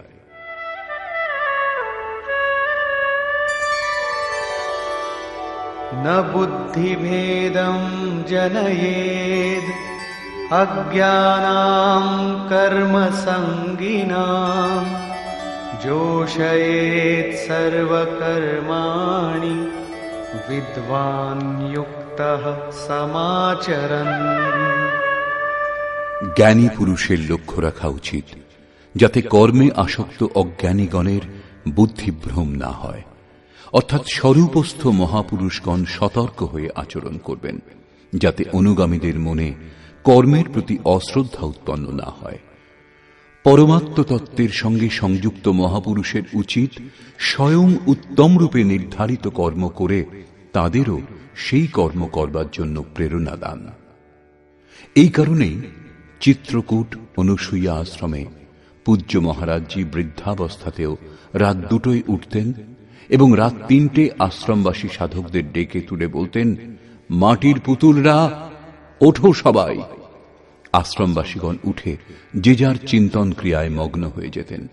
তখন তিনি কিছুক্ষণ গড়িয়ে পুনরায় উঠে বসতেন এবং বলতেন, তোমরা মনে চিন্তা করো যে মহারাজজি শুয়ে আছেন, কিন্তু আমি ঘুমাই না, শ্বাস প্রশ্বাস ক্রিয়ায় রত আছি। এখন বৃদ্ধাবস্থা, বসতে কষ্ট হয়, তাই আমি পড়ে থাকি। কিন্তু তোমাদের তো স্থির ও সোজা হয়ে বসে চিন্তন করা উচিত। যতক্ষণ তৈলধারার মতো শ্বাস প্রশ্বাস ক্রমাগত না পড়ে, লক্ষ্য রাখবে যেন ক্রমভঙ্গ না হয়। মাঝে কোনো সংকল্প যাতে ব্যবধান উৎপন্ন না করতে পারে, ততক্ষণ সতত প্রবৃত্ত থাকা সাধকের ধর্ম। আমার শ্বাস এখন বাঁশের মতো স্থির দাঁড়িয়ে গেছে। অনুগামীদের জন্য মহাপুরুষগণ উত্তম রূপে কর্মে প্রবৃত্ত থাকেন। জিস গুণ কো শিখাবে উসে করকে দিখাবে, অর্থাৎ আপনি আচরি ধর্ম জীবেরে শিখায়। এইরূপ স্বরূপস্থ মহাপুরুষের উচিত স্বয়ং কর্মে প্রবৃত্ত থেকে সাধকদেরও আরাধনায় প্রবৃত্ত হওয়ার জন্য প্রেরণা দান। সাধকদেরও শ্রদ্ধাপূর্বক আরাধনা ক্রিয়াতে প্রবৃত্ত হওয়া উচিত। কিন্তু জ্ঞানযোগী হন অথবা নিষ্কাম কর্মযোগী, সাধকের অহংকার হওয়া উচিত নয়। কার দ্বারা কর্ম হয়, কর্ম সম্পাদনের কারণ কি, এর ওপর শ্রীকৃষ্ণ আলোকপাত করলেন।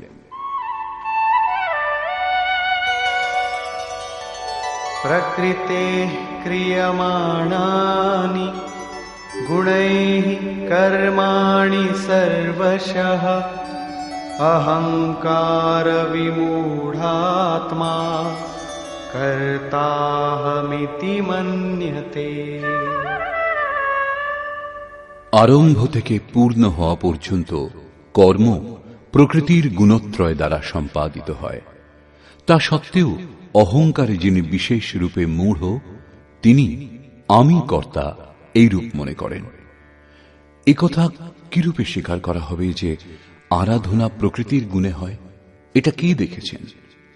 এই প্রসঙ্গে বলছেন, তত্ত্ববিত্তু মহাবাহো গুণকর্ম বিভাগয়োঃ গুণাগুণেষু বর্তন্তে ইতি মত্ত্বা ন সজ্জতে। হে মহাবাহ, গুণ বিভাগ এবং কর্ম বিভাগকে তত্ত্ববিদ পরম তত্ত্ব পরমাত্মার সম্যক জ্ঞান বিশিষ্ট মহাপুরুষগণ দেখেছেন এবং সম্পূর্ণ গুণ গুণসমূহে বর্তিত। এরূপ চিন্তা করে তারা গুণ এবং কর্মের কর্তৃত্বে আসক্ত হন না। এখানে তত্ত্বের অর্থ পরম তত্ত্ব পরমাত্মা, 5টা অথবা 25টা তত্ত্ব নয়, লোকে যেমন কল্পনা করে থাকে। যোগেশ্বর শ্রীকৃষ্ণের বাণীতে তত্ত্ব একমাত্র পরমাত্মা, অন্য কোনো তত্ত্ব নেই। গুণাতীত হয়ে পরম তত্ত্ব পরমাত্মায় স্থিত মহাপুরুষ গুণের অনুসারে কর্মগুলির বিভাজন দেখতে পান। তামসিক গুণের প্রভাবে আলস্য, নিদ্রা, প্রমাদ, কর্মে প্রবৃত্ত না হওয়ার স্বভাব দেখা যায়। রাজসিক গুণের প্রভাবে আরাধনা থেকে সরে না আসার স্বভাব, শৌর্য এবং স্বামী ভাব দেখা যায়। সাত্ত্বিক গুণ কার্যরত হলে ধ্যান, সমাধি, অনুভবে উপলব্ধি, নিরন্তর চিন্তন, সরল স্বভাব হয়। গুণ পরিবর্তনশীল। প্রত্যক্ষদর্শী জ্ঞানী বুঝতে পারেন গুণ অনুসারে কর্মের উৎকর্ষ অপকর্ষ হয়। গুণ নিজের কর্ম করিয়ে নেয়, অর্থাৎ গুণ গুণে বর্তিত হয়। এরূপ চিন্তা করে প্রত্যক্ষদ্রষ্টা কর্মে আসক্ত হন না। কিন্তু যিনি গুণের অতীত হতে পারেননি, এখনো পথিক, তাকে কর্মে আসক্ত থাকতে হবে। সেই জন্য বললেন, প্রকৃতের গুণ সম্মূঢ়াঃ সজ্জন্তে গুণ কর্মসু তান কৃৎস্নবিদো মন্দান কৃৎস্নবিন্ন বিচালয়েৎ। প্রকৃতির গুণের দ্বারা মুগ্ধ পুরুষগণ কর্মে ক্রমশ নির্মল গুণের উন্নতি দেখে তাতে আসক্ত হন। সেই অসম্পূর্ণ জ্ঞান বিশিষ্ট মন্দান শিথিল চেষ্টা যাদের, তাদের উত্তম জ্ঞান সম্পন্ন জ্ঞানী পুরুষ চালিত করবেন না, তাদের হতোৎসাহ করবেন না, উৎসাহ দেবেন। কারণ কর্ম করেই পরম নৈষ্কর্ম স্থিতি লাভ হবে। নিজের শক্তি ও স্থিতি বুঝে কর্মে প্রবৃত্ত জ্ঞানমার্গী সাধকের উচিত গুণের প্রভাবে কর্মের আচরণ হচ্ছে বলে যেন মনে করেন। নিজেকে কর্তা ভেবে অহংকারী যেন না হয়ে যান। নির্মল গুণলাভ হলেও তাতে আসক্ত যেন না হন। কিন্তু নিষ্কাম কর্মযোগীর কর্ম এবং গুণের বিশ্লেষণ করে সময় নষ্ট করা উচিত নয়। তাকে আত্মসমর্পণ করে শুধু কর্মে প্রবৃত্ত থাকতে হবে। কোন গুণ কার্যরত তা দেখার ভার ইষ্টের। গুণের পরিবর্তন এবং ক্রমশ উত্থান তিনি ইষ্টের কৃপা বলে মনে করেন। কর্মের আচরণও তাঁরই কৃপা বলে মনে করেন। অতএব আমি কর্তা এই অহংকার অথবা গুণে আসক্ত হওয়ার সমস্যা তার থাকে না। তিনি তো অনবরত প্রবৃত্ত থাকেন। এই প্রসঙ্গে এর সঙ্গে যুদ্ধের স্বরূপ বর্ণনা করে ভগবান শ্রীকৃষ্ণ বলছেন,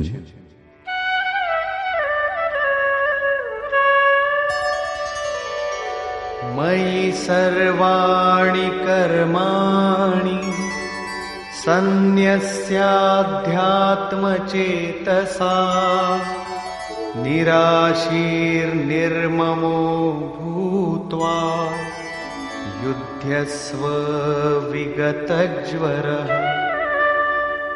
সেই জন্য অর্জুন, তুমি अध्यात्म चेतसा অন্তরাত্মায় চিত্তকে নিরুদ্ধ করে ধ্যানস্থ হয়ে কর্মগুলি আমাতে সমর্পণ করে আশা, মমতা ও শোক শূন্য হয়ে যুদ্ধ করো। যখন চিত্ত ধ্যানস্থ, লেশমাত্র কিছু পাওয়ার আশা নেই, কর্মের প্রতি আসক্তি নেই, অসফলতার সন্তাপ নেই, তখন সেই পুরুষ যুদ্ধ কি করবেন? যখন চারিদিক থেকে চিত্ত সংযত হয়ে হৃদয় দেশে নিরুদ্ধ হয়ে আসছে, তখন সেই পুরুষ যুদ্ধ করতে যাবেন কেন? কার সঙ্গে যুদ্ধ করবেন? সে স্থানে কে বা আছে? বাস্তবে যখন আপনি ধ্যান করতে আরম্ভ করবেন, তখনই যুদ্ধের আসল স্বরূপ আপনি বুঝতে পারবেন। কাম, ক্রোধ, রাগ, দেশ, আশা, তৃষ্ণা ইত্যাদি বিকার সমূহ বিজাতীয় প্রবৃত্তিগুলি যাদের কুরু বলা হয়, এরা সংসারে যাতে প্রবৃত্তি হয় তারই চেষ্টা করবে, বিঘ্নরূপে ভয়ঙ্কর আক্রমণ করবে। এদের সঙ্গে সংঘর্ষের নামই যুদ্ধ। একে অতিক্রম করে যাওয়াই হল বাস্তবিক যুদ্ধ। এদের নিশ্চিহ্ন করে অন্তরাত্মায় মনকে স্থির করা, ধ্যানস্থ হওয়াই যথার্থ যুদ্ধ। এর ওপর পুনরায় জোর দিলেন।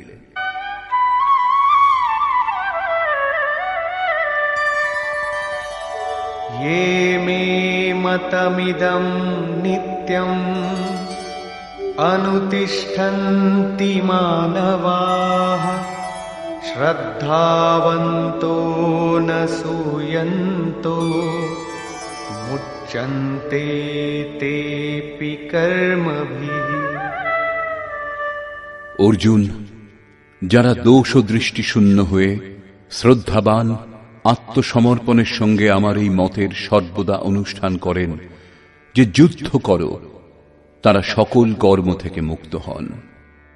যোগেশ্বর শ্রীকৃষ্ণের এই আশ্বাস কেবল হিন্দু, মুসলমান অথবা খ্রিস্টানদের জন্য নয়, পরন্তু মানুষ মাত্রের জন্য।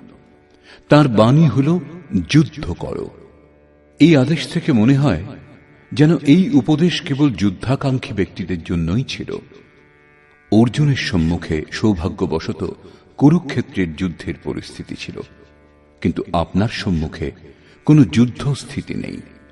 তাহলে গীতা শাস্ত্রের উপদেশ আপনার কি কাজে লাগবে?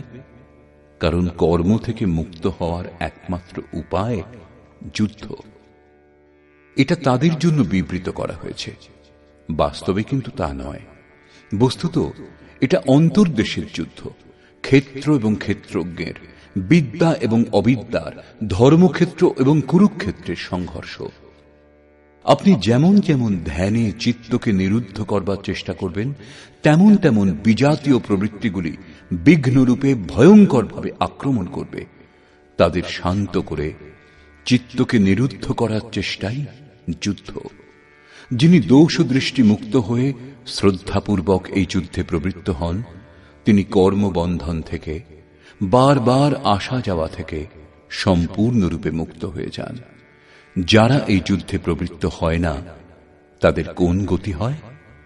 এ প্রসঙ্গে বলছেন, ये त्वेतदभ्यसूयन्तो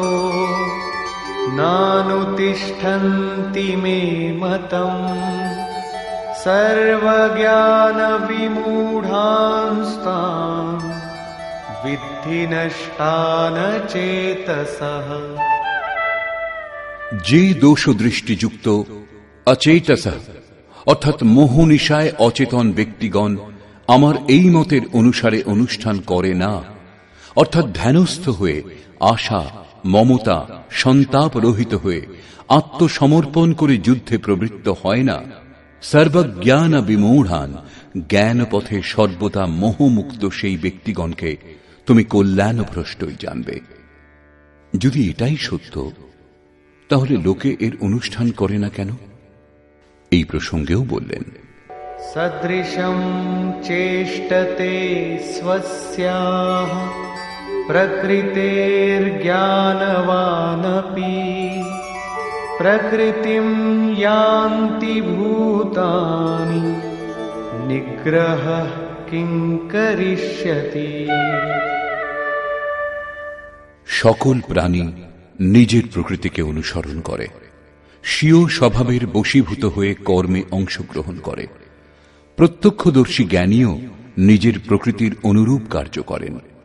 প্রাণী নিজের কর্ম অনুসারে আচরণ করে, জ্ঞানী নিজ স্বরূপ অনুসারে। যেমন যার প্রকৃতির প্রভাব, সে সেরকমই কার্য করে থাকে, এটা স্বতঃসিদ্ধ। কেউ এর হাত থেকে নিস্তার পায় না। এই কারণেই সবাই আমার মতানুযায়ী কর্মে প্রবৃত্ত হতে পারে না। তারা আশা, মমতা, সন্তাপ, শব্দান্তরে রাগ, দেশ এদের ত্যাগ করতে পারে না, যার জন্য কর্মের সম্যক আচরণ হয় না। একেই আরো স্পষ্ট করলেন এবং অন্য কারণ দেখালেন। ইন্দ্রিয়স্যেন্দ্রিয়স্যার্থে রাগদ্বেষৌ ব্যবস্থিতৌ তয়োর্ন বশমাগচ্ছেৎ তৌ হ্যস্য পরিপন্থিনৌ। ইন্দ্রিয় এবং ইন্দ্রিয়গুলির ভোগে রাগ দেশ স্থিত, এই দুটির বশীভূত হওয়া উচিত নয়। কারণ এই কল্যাণ পথে কর্মমুক্ত হওয়ার প্রত্যক্ষ পদ্ধতিতে রাগ ও দেশ শত্রু হিসেবে দুর্ধর্ষ আরাধনাতে বাধার সৃষ্টি করে। শত্রু যখন অন্তরে, তখন বাইরে কার সঙ্গে কে যুদ্ধ করবে? ভোগের সংসর্গে শত্রু থাকে এবং আমাদের অন্তঃকরণেই বাস করে। কাজেই এই যুদ্ধ অন্তঃকরণের যুদ্ধ। কারণ দেহটাই ক্ষেত্র, যার মধ্যে স্বজাতীয় বিজাতীয় দুটি প্রবৃত্তি বিদ্যা এবং অবিদ্যা রূপে থাকে, যারা মায়ারই দুটি অঙ্গ। এই প্রবৃত্তিগুলির অতীত হওয়া, স্বজাতীয় প্রবৃত্তিকে আয়ত্ত করে বিজাতীয়কে নিশ্চিহ্ন করাই যুদ্ধ। বিজাতীয় নিশ্চিহ্ন হলে স্বজাতীয়ের উপযোগিতা আর থাকে না। স্বরূপের ছোঁয়ায় স্বজাতীয় তার অন্তরালে বিলীন হয়ে যায়। এইভাবে প্রকৃতির পার পাওয়াই যুদ্ধ, যা ধ্যান দ্বারা সম্ভব। রাগ দেশ শান্ত করতে সময় লাগে। সেই জন্য বহু সাধক ক্রিয়া ত্যাগ করে সহসা মহাপুরুষের অনুকরণ করতে আরম্ভ করেন। শ্রীকৃষ্ণ এর থেকে সাবধান করলেন।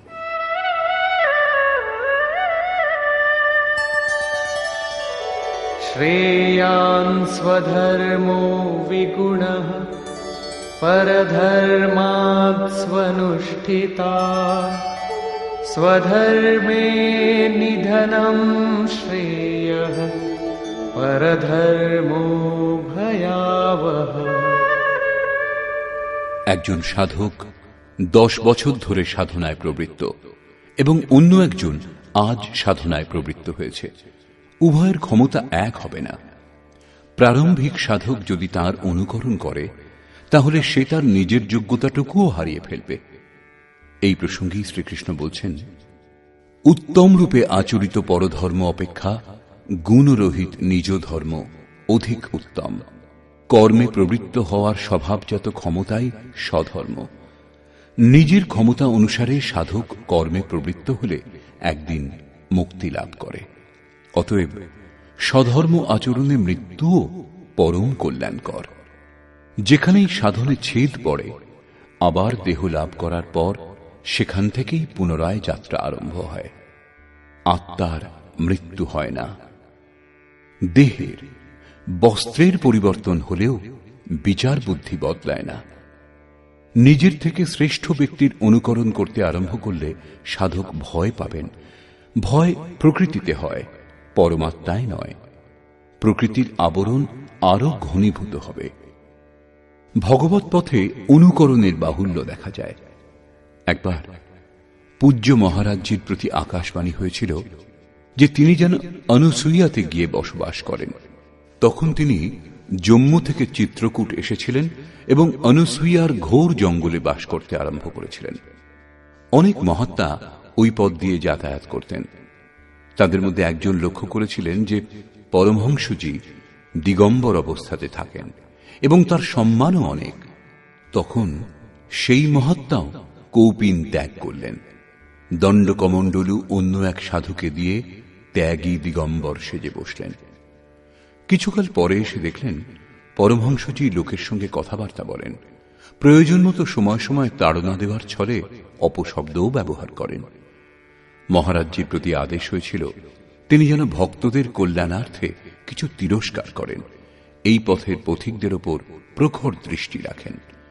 মহারাজের অনুকরণ করে সেই মহাত্মাও গালাগাল দিতে আরম্ভ করলেন, কিন্তু তার পরিবর্তে লোকেও তাকে ভালো মন্দ দু কথা শুনিয়ে দিত। তিনি তখন বলেছিলেন, পরমহংসজিকে কেউ কিছু বলে না, আর এখানে তো মুখে মুখে জবাব দিচ্ছে। বছর 2 পরে ফিরে এসে সেই মহাত্মা দেখেছিলেন যে পরমহংসজি গদিতে বসে লোকে পাখা দিয়ে বাতাস করছে, চামর ব্যজন করছে। তিনিও দেখা দেখি সেই জঙ্গলের এক ভাঙা বাড়িতে তক্তাপোষ আনিয়ে তাতে গদি পেতে 2টি লোক নিযুক্ত করলেন চামর ব্যজন করবার জন্য। প্রতি সোমবার ভিড়ও হতে লাগল। পুত্রের ইচ্ছুক 50 টাকা দিন, কন্যার ইচ্ছুক 25 টাকা দিন, পরন্তু কথায় বলে উঘরে অন্ত না হই নিবাহ। 1 মাসের মধ্যেই সেই সাধুকে সে স্থান ত্যাগ করে অন্যত্র যেতে হয়েছিল। মান প্রতিষ্ঠা সব খুইয়ে বসেছিলেন। এই ভগবৎ পথে অনুকরণের কোনো স্থান নেই। সাধকের উচিত স্বধর্মেরই আচরণ করা। স্বধর্ম কি? 2য় অধ্যায়ে শ্রীকৃষ্ণ স্বধর্মের উল্লেখ করেছিলেন। স্বধর্ম লক্ষ্য করলেও তুমি যুদ্ধ করার উপযুক্ত পাত্র। এর চেয়ে শ্রেষ্ঠ কল্যাণকর পথ ক্ষত্রিয়ের জন্য আর নেই। স্বধর্মে অর্জুন ক্ষত্রিয়। যোগেশ্বর সংকেত করলেন, অর্জুন, যারা ব্রাহ্মণ তাদের জন্য বেদের উপদেশ ক্ষুদ্র জলাশয়ের তুল্য। তুমি বেদের ঊর্ধ্বে ওঠো এবং ব্রাহ্মণ হও, অর্থাৎ স্বধর্মে পরিবর্তন সম্ভব। এখানে পুনরায় বললেন, রাগ দেশের বশীভূত হইও না, এদের কাটিয়ে ওঠো, স্বধর্মই শ্রেয়স্কর। তার বলবার অর্থ এই নয় যে অর্জুন কোন ব্রাহ্মণের অনুকরণ করে তার মতো বেশভূষা ধারণ করুক। কর্মের একমাত্র পথকেই মহাপুরুষগণ 4টি শ্রেণীতে বিভক্ত করেছেন: নিকৃষ্ট, মধ্যম, উত্তম এবং অতি উত্তম। এই শ্রেণী বিভাগকে সাধকের জন্য ক্রমশ শূদ্র, বৈশ্য, ক্ষত্রিয় এবং ব্রাহ্মণের সংজ্ঞা দিলেন।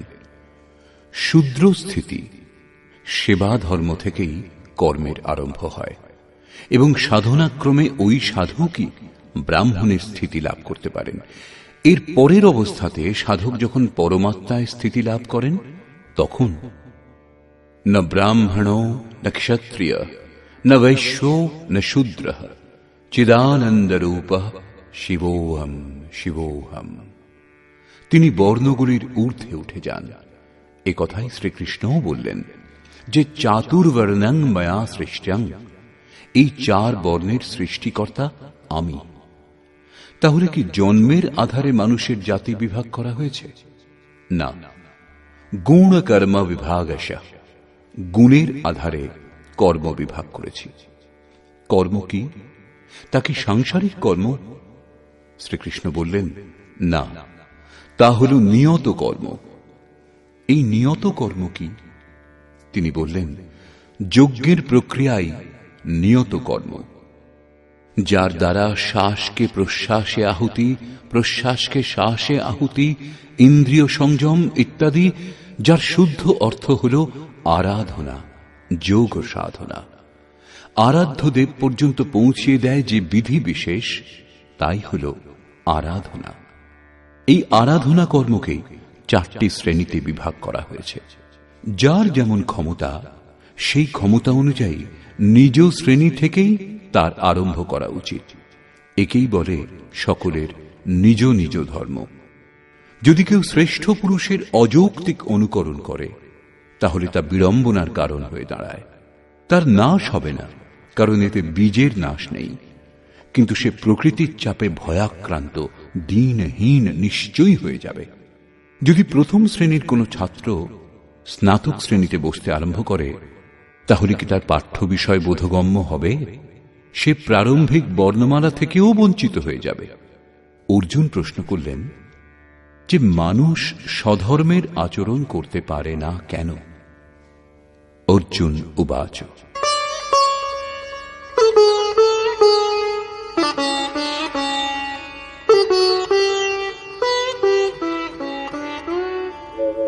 अथ केन प्रयुक्तोऽयं पापं चरति पुरुषः अनिच्छन्नपि वार्ष्णेय बलादिव नियोजितः। हे कृष्ण, মানুষ কার দ্বারা চালিত হয়ে অনিচ্ছা সত্ত্বেও যেন বলপূর্বক নিযুক্ত হয়ে পাপাচরণে প্রবৃত্ত হয়, আপনার মতানুসারে চলতে পারে না কেন? এই প্রসঙ্গে যোগেশ্বর শ্রীকৃষ্ণ বললেন, শ্রী ভগবান উবাচ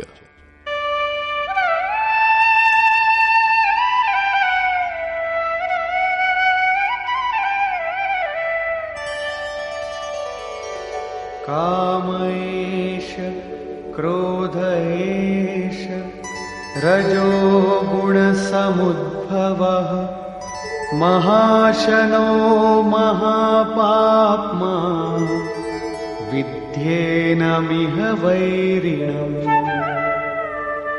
অর্জুন, রজগুণজাত এই কাম এবং এই ক্রোধ অগ্নির ন্যায় ভোগে অতৃপ্ত, অত্যন্ত ক্ষতিকারক। কাম, ক্রোধ, রাগ দেশের পূরক। একটু আগেই আমি যার চর্চা করেছি, এই বিষয়ে তুমি এদেরই শত্রু জানবে। এখন এদের প্রভাব সম্বন্ধে বলছেন।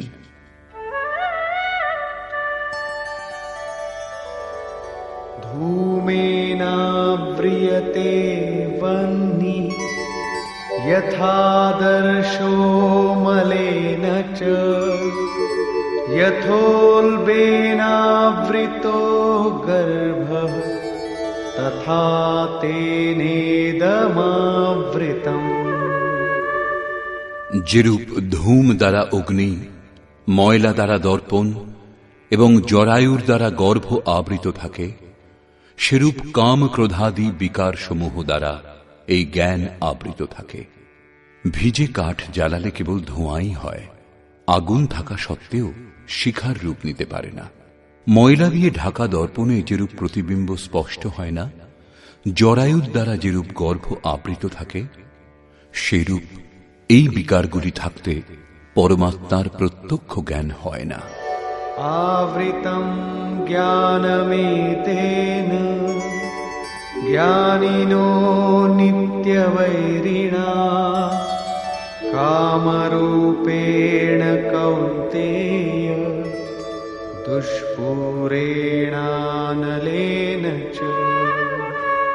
কৌন্তেয়, অগ্নির ন্যায় ভোগে অতৃপ্ত জ্ঞানীর চিরশত্রু এই কাম দ্বারা জ্ঞান আবৃত থাকে। এখন শ্রীকৃষ্ণ কাম এবং ক্রোধ দুটি শত্রুর কথা বললেন। এই শ্লোকে তিনি কেবল একটা শত্রু, কামের বিষয় বললেন। বস্তুত কামের মধ্যে ক্রোধের অন্তর্ভাব বিদ্যমান। কামনা পূর্ণ হলে ক্রোধ শান্ত হয়, কিন্তু কামনা শেষ হয় না।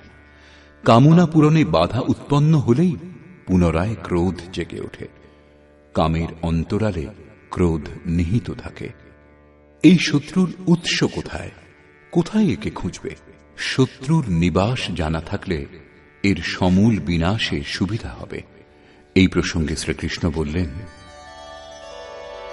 ইন্দ্রিয়াণি মনো বুদ্ধি अस्याधिष्ठानमुच्यते एतैर्विमोहयत्येष ज्ञानमावृत्य देहिनम्। ইন্দ্রিয় সমূহ, মন এবং বুদ্ধি, এদেরই কামের আশ্রয় বলা হয়।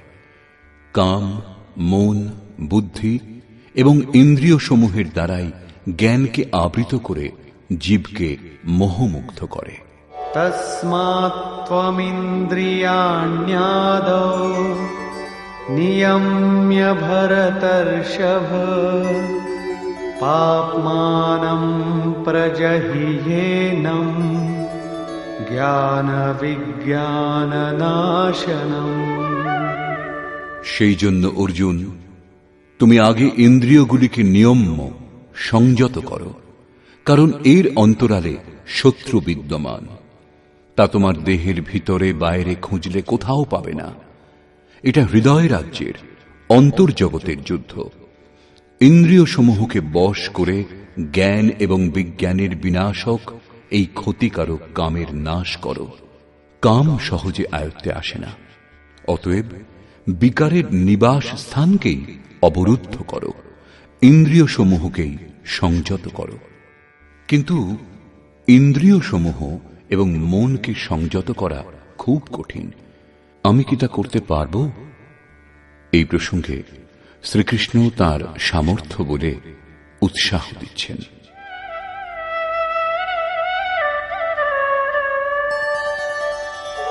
ইন্দ্রিয়াণি পরাণ্যাহুঃ ইন্দ্রিয়েভ্যঃ পরম মনঃ মনসস্তু পরা বুদ্ধিঃ ইয়ো বুদ্ধেঃ পরতস্তু সঃ। অর্জুন, এই দেহ থেকে ইন্দ্রিয়গণকে শ্রেষ্ঠ অর্থাৎ সূক্ষ্ম এবং বলবান বলে জানবে। ইন্দ্রিয় সমূহ থেকে মন শ্রেষ্ঠ এবং বলশালী, মন থেকে বুদ্ধি শ্রেষ্ঠ, এবং যিনি বুদ্ধির থেকেও অত্যন্ত শ্রেষ্ঠ তিনিই তোমার আত্মা, এবং সেই হলে তুমি। সেই জন্য ইন্দ্রিয় সমূহ, মন এবং বুদ্ধি নিরুদ্ধ করতে তুমি সক্ষম।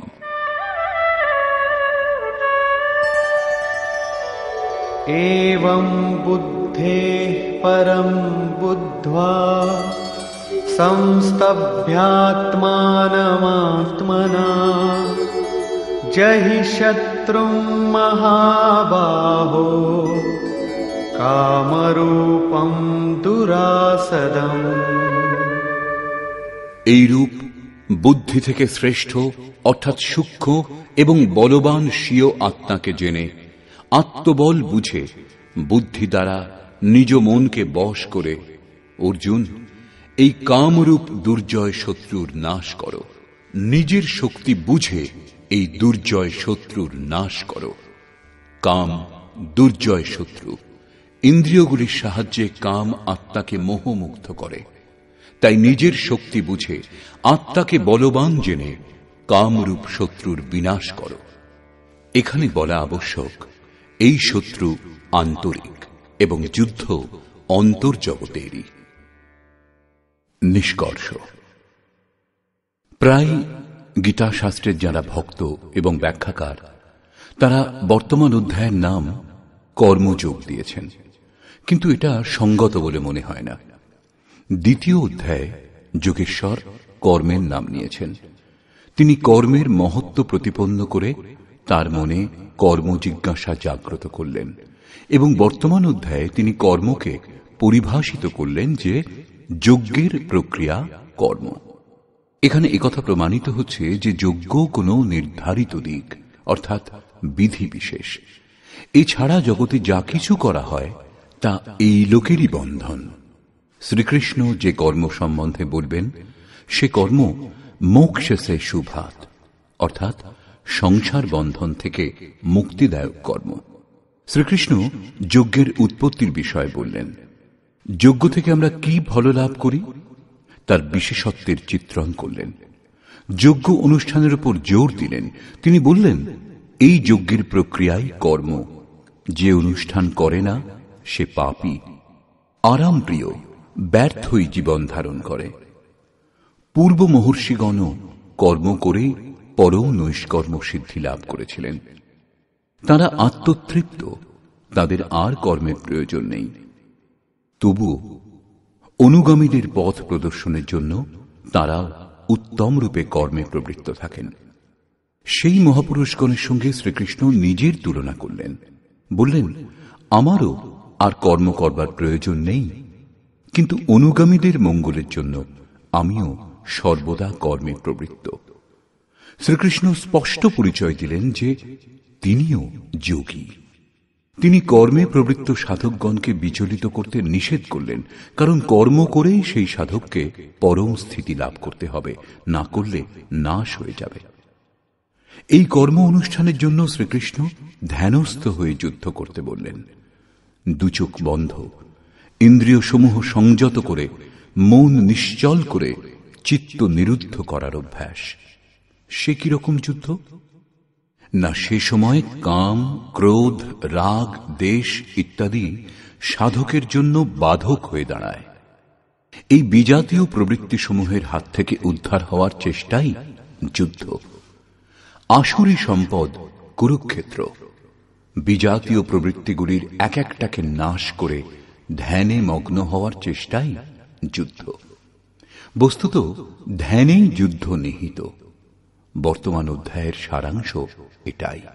এতে যজ্ঞের বাস্তবিক স্বরূপ স্পষ্ট হয়নি, কর্মের বিধিবিধানেরও সম্যক অনুভব হয়নি। যজ্ঞের স্বরূপ স্পষ্ট হলেই কর্ম কি তা বোঝা যাবে। এখনো কর্ম স্পষ্ট হয়নি। বর্তমান অধ্যায়ে কেবল স্থিতপ্রজ্ঞ মহাপুরুষের প্রশিক্ষণাত্মক দিকের ওপর জোর দেওয়া হয়েছে। এই নির্দেশ গুরুজনদের জন্য। তাঁরা যদি কর্মানুষ্ঠান নাও করেন তবুও তাতে তাঁদের কোনো লোকসান নেই, করলে কোনো লাভও নেই। কিন্তু যাদের অভীষ্ট পরম গতি, তাদের জন্য যদি নিয়ম নির্দেশ না দেওয়া হয় তবে তা যে কর্মযোগ একথা বলা যাবেই বা কি করে? যোগেশ্বর বলেছেন, যজ্ঞের প্রক্রিয়াই কর্ম, কিন্তু সেই কর্মের স্বরূপ স্পষ্ট করলেন না এবং যজ্ঞ কি তা বললেন না। বর্তমান অধ্যায়ে যুদ্ধের যথার্থ চিত্রণ করা হয়েছে। সম্পূর্ণ গীতা শাস্ত্রে দৃষ্টিপাত করলে দেখা যায়, দ্বিতীয় অধ্যায়ে যোগেশ্বর বলেছেন, এই শরীর নাশবান, অতএব যুদ্ধ করো। গীতা শাস্ত্রে যুদ্ধের বাস্তবিক কারণ এটাই। পরে জ্ঞানযোগের বিষয়ে ক্ষত্রিয়ের জন্য যুদ্ধই কল্যাণের একমাত্র সাধন বলা হয়েছে। তিনি বললেন, অর্জুন, এই বুদ্ধি তোমার জন্য জ্ঞানযোগের বিষয় বলা হয়েছে। কোন বুদ্ধি? এই যে জয় পরাজয় উভয় দৃষ্টিতেই জয়লাভ হয়, এ কথা জেনে যুদ্ধ করো। চতুর্থ অধ্যায় বলেছেন, যোগে স্থিত হয়ে হৃদয়ে স্থিত এই স্বীয় সংশয় জ্ঞানরূপ অসি দ্বারা ছেদন করে যুদ্ধার্থে উত্থিত হও।